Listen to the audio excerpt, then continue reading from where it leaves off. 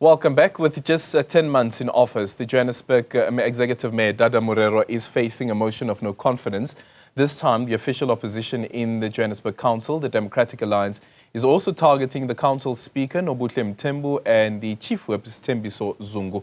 The DA has accused the pair of turning the Council into a political playground and contributing to the collapse of service delivery in the city. The city has had 6 mayors in the past 6 years, with the mayoral chain repeatedly shifting across political parties. For more on this, let's now bring in the DA's Johannesburg Caucus Leader, Belinda Kayser-Echeozonjoku. Belinda, a very good morning to you. Thank you so much for making time for us this morning. Do you think that the Democratic Alliance will succeed in this motion of no confidence against the government of local unity? Good morning, Aldrin, and good morning to the viewers. Yes, we do believe we will succeed. Obviously, there's political dynamics. One day in politics, obviously, is a long time. But we have been approached by political parties who would like to remain anonymous. And we have so far agreed that we will keep it anonymous until the day. Obviously, when we see in council, if anything had changed. But so far, yes, we do have the numbers. Are these political parties that are also part of the government of local unity? Some of them, yes, and others also in the opposition. Yeah. So with that said, is this an agreement with the political parties, with the entire councillors that are deployed in the city of Johannesburg, or is it with individual councillors that are part of these political parties?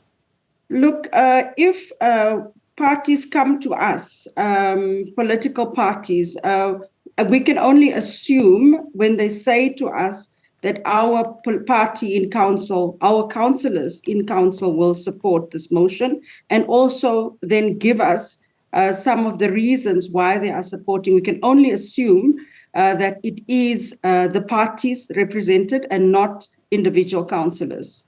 Yeah, and I wonder whether indeed it will be successful, also considering at the time when you were contesting against Dada Morero for that mayoral chain last year, he got 189 of the 249 valid votes on that day. So do you really think that you've been able to persuade some of these councillors to come and vote with the Democratic Alliance for this motion of no confidence? Look, Aldrin, if you can see how the deterioration of the city has accelerated since Executive Mayor Dada Morero has become the mayor. Not only is it basic service delivery on the ground that has gotten worse, and it's to a state of collapse, but we've also seen a number of decisions that are irrational and that are unlawful, where parties have previously possibly given him the benefit of the doubt. Some of them are also now not feeling heard. And also the same with us as the DA, because we don't take motions of no confidence lightly. It is a definite last resort for us. And things have changed since he has become rogue and even made decisions outside of council that his own executive, his own heads of departments are not even aware of. And they find these announcements in the media. So things have changed drastically. And if it does change, we'll see on the day. But so far, everybody has given commitments that they're unhappy. They represent their constituencies, and those constituencies are not being heard. And that is why they are in support of this motion. Yep. Does one of those decisions, which would be made by the Executive Council, and then later on you hear the mayor speak about something different, include, for instance, the example of yesterday, the 12.5% tariff hike in electricity fees in the city of Johannesburg, which was announced by the MEC for Finance MMC for Finance in the city of Johannesburg. But then the mayor came out to say that actually we will no longer implement that 12.5%.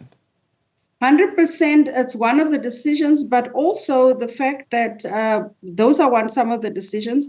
But, the mayor is just trying to save his skin at the moment because these are some proposals that parties, including the Democratic Alliance, had told him the increases are unreasonable. He has not listened to any of us, including the Democratic Alliance, to review and re-look at it before the MMC made the announcement. He has refused to even meet with some of us, including the DA. And now he's doing something that is included in the budget that will contribute to revenue collection, which was passed in the budget, and now is no longer there. He's made the announcement. So it's political posturing. It's trying to save his own skin. I don't even think that that will be implementable because it's gone through council. So he'll have to come back to council to say, now we are no longer increasing the electricity tariffs, and that money that it would have brought in is now no longer going to come in.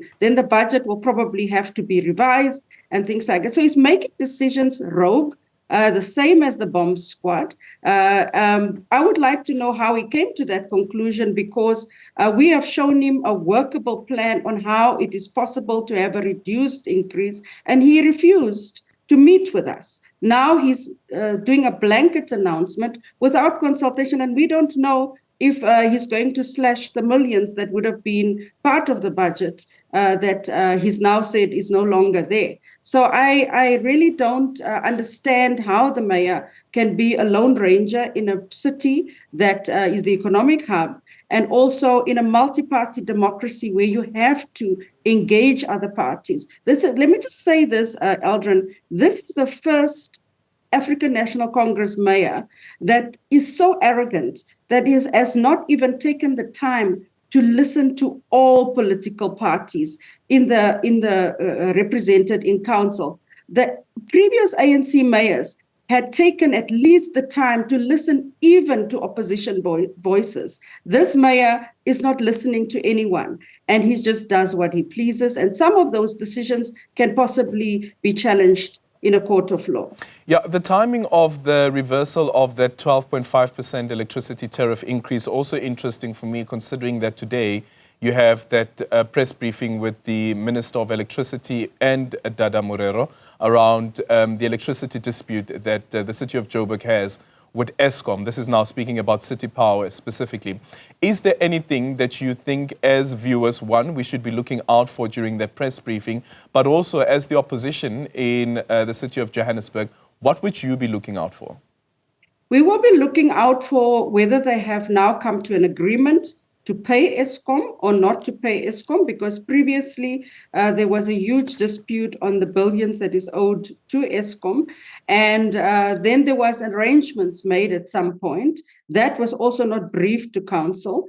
But all of a sudden we have the tariff being removed, and there's a briefing with Eskom. So we'll have to wait and see, but we will be looking out to see whether it's going to cause more mayhem to the chaos in city power, or whether it will relieve residents and deal with the issues at city power. So we'll be watching closely that press briefing that has happened overnight. Yeah, and then speak to us about the accusation that you're then making against the Speaker of the Council as well as the Chief Whip. Why are they also included in this motion?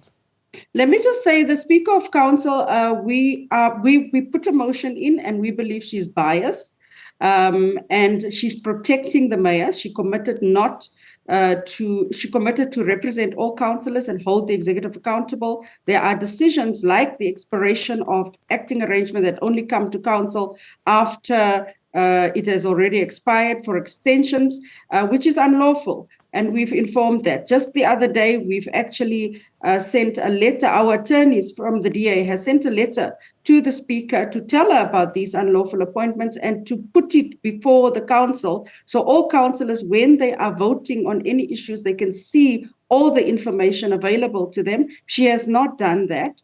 Our motion, unfortunately, was inadmissible, but to our surprise, we also saw that Al Jamaa has put in a motion, and their motion have gone through.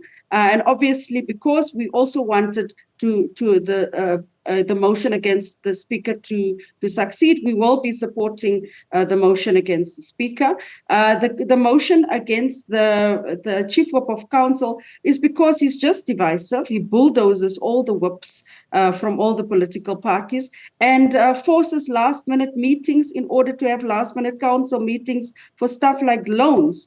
That is a big financial decision that will impact the residents of Johannesburg. You can't make that decision without having all the information available to you and have it 22 hours prior to council. So those are some of the concerns we have raised, and these concerns were not addressed, and that is why we're saying these people have gone rogue. They are not going to listen to anybody. So it's a last resort. We are going to have to vote them out. And let me just say this, Aldrin, sorry to go on and on. Let me just say this, that the DA is aware that some councillors might be bullied to abstain, but let's be absolutely clear that any councillor or any political party who abstains from the motion of no confidence in the mayor is doing so in order to keep the chaos in the city and are not representing the residents. They are voting to keep the mayor in office, even if they abstain. Yeah. Belinda, just quickly as we conclude our conversation now dealing with matters relating to the Democratic Alliance. The last time you were on the channel was also in relation to your nomination to be a DA mayoral candidate for the city of Johannesburg. You did confirm that you will be throwing your name into that race. Helen Zille was also mooted at the time as potentially looking into whether she wants to contest that particular position. Can you confirm whether indeed Helen Zille is now part of the shortlisted names? The process is not concluded. I think we're about 12 applicants. The process is still in the process. We still have to go and do our presentations, do our interviews. None of us have concluded yet. So that is still ongoing. I'm not sure whether Helen is shortlisted, but the shortlisting process hasn't even started yet. So that's still ongoing. All right. Thank you so much for your time. That's the DA's Johannesburg Caucus Leader there, Belinda Kayser.